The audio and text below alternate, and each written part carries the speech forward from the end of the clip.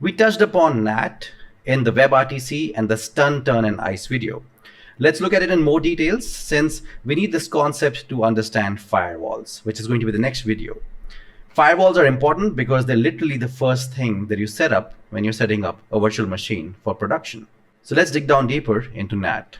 Now, the fact is that there aren't enough public IPv4 addresses for every device on Earth. So NAT lets you use your laptop with this IP address, your phone with this IP address, right? So they look very similar, and your TV on this IP address. But all of them access the internet through one public IP address, for example, this one.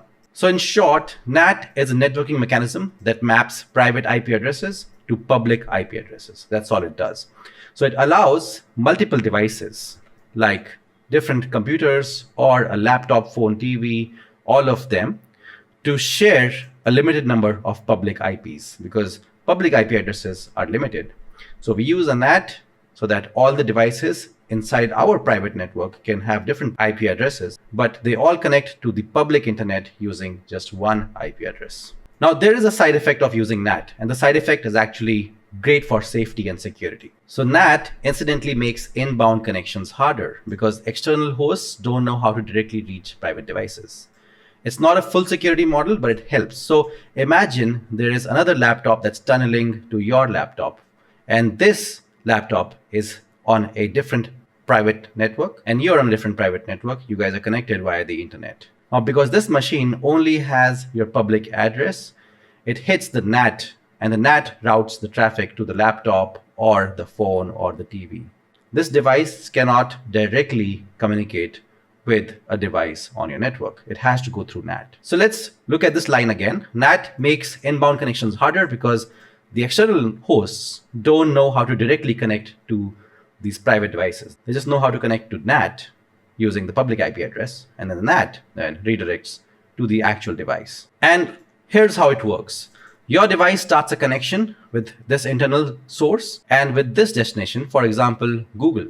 The NAT device then rewrites it to the public source and the destination. So you have your different workstations and your different laptops connecting to corporate NATs, which then connect to public servers. And there can be many devices in your private network having an IP address like this, 192.168.0.x, x being, let's say, 1, 2, 3, 4, and depending on how many devices you have. The corporate NAT, in this case, has a single IP address, as you can see, 2.2.2.2. And that's the one that's sending traffic outside to the server. So server sees traffic coming from this IP address, which is the public IP address.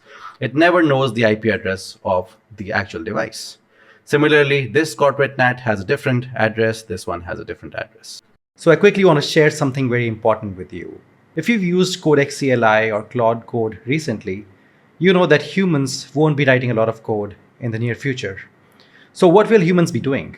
And the answer is they will be architecting systems and understanding how software scales from a 10,000 feet perspective. So all the planning and architecting will be the human's job, and AI will be mostly responsible for the implementation. And you'll begin to see this in the next 3 years. There's no course on the market right now that prepares you for this. And this is why I've built a 3-month intensive advanced system design cohort. It's meant for people who have some industry experience and who want to move on to leadership positions like directors, VP engineering, or CTO positions. If you think you're the right fit, there's a form in the description and in the comments of this video. We'll check to see if you're a good fit, and then we'll set up a call with you. Now let's get back to the video. Now, without NAT, any host can reach any host. But with NAT, outbound is easy because the NAT creates the mapping, but inbound is hard. This is what keeps us safe. So this diagram shows this, which is laptop A and laptop B to the outside world have the same IP address. So you can see the same IP address, 192.168.0.20 for both of them.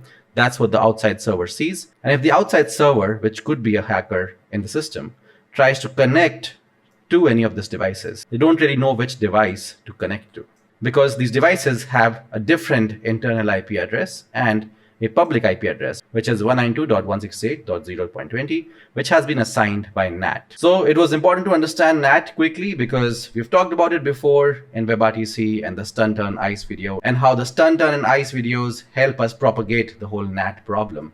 And now when we go on to firewalls, it's again important for us to understand this. Now, I hope you know that this video is part of a complete system design playlist where all the videos are linked together and we're covering all critical system design concepts. And I'll see you in the next video, which is about firewalls.